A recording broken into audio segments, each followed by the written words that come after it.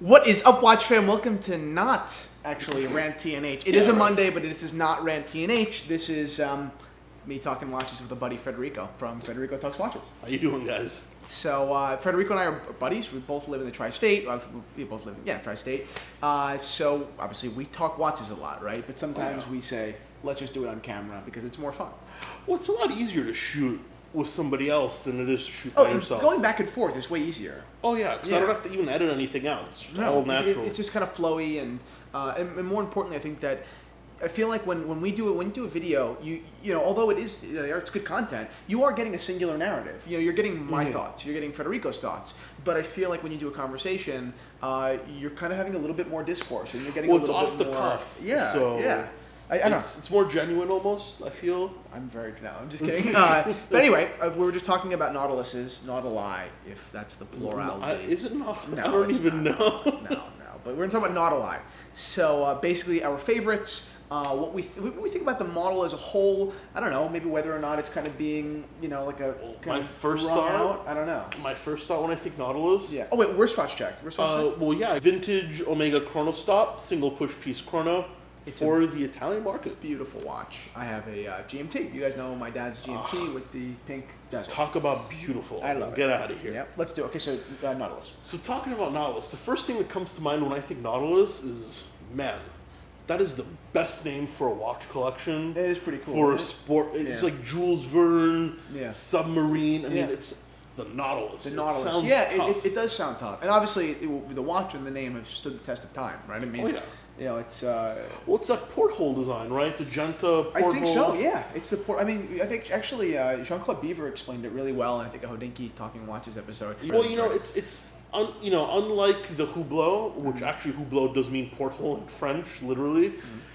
I think I love that Nautilus has like that little edge sticking out on the on the opposite of the crown side. Oh, that hinge. That hinge, it's actually a porthole. Yeah, it is functional. I mean, obviously it's not functional, but the design was respectful to the functionality of the porthole. Absolutely. Which is cool. But I did a video on the, I don't remember, 3700. I don't know what I did a video on, actually. A while back on ST, and I did a video about Nautili.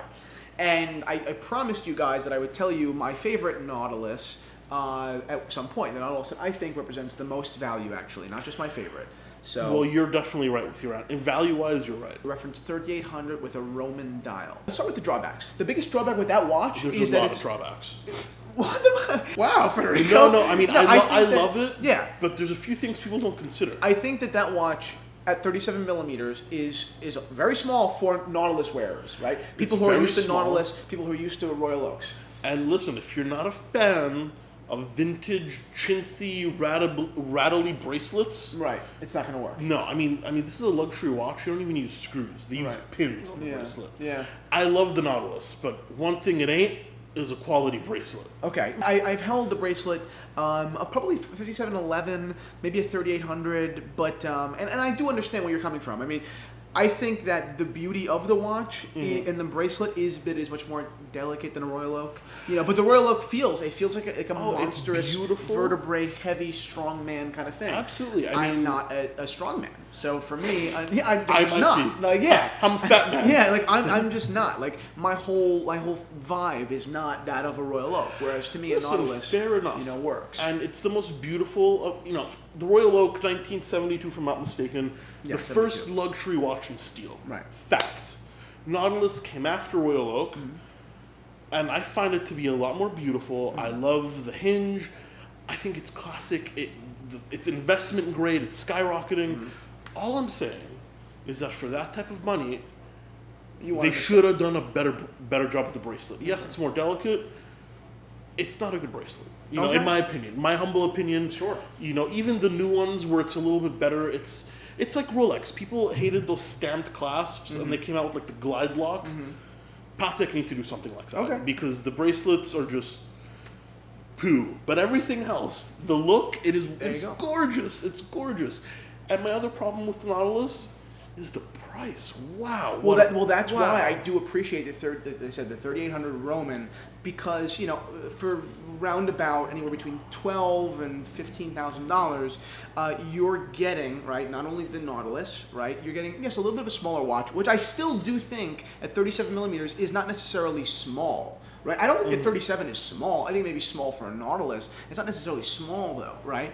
And I think that it's interesting that they have this Roman black dial as opposed to the typical, the Nautilus blue kind of gradient I'm style. partial to the blue personally. No, it's beautiful. There's a reason it's so famous, but I also think that it's different. It is different, and I think that it has a little bit more of uniqueness to it, right?